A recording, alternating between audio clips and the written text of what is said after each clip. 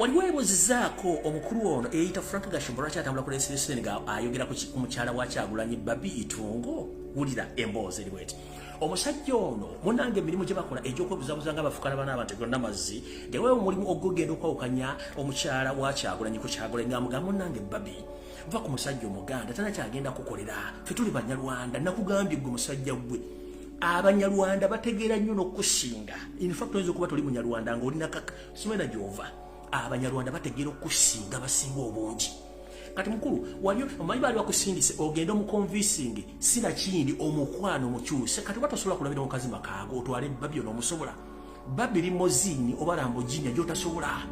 kati gwe agenda yawukanye obuulire kyova nti atambula awaana Babi kubanga akimanyi nti ye mu mentalite ye yalina okukyusa obwongo bwa Babi amugamba mbona oli mukyala Munyarwanda wakiweesiba kasajja akaganda. That's why atambula ku TV ayogera ku muka Kyagulanyi tosobola kwogera ku mukazi oba ebigambo bikana byaggwawo ebigambo bikono binda kubanga brain is a monkey tosobola kuba tulina kyosobola ekintu kyosobola kiri ekintu kimu okimanyi bulungi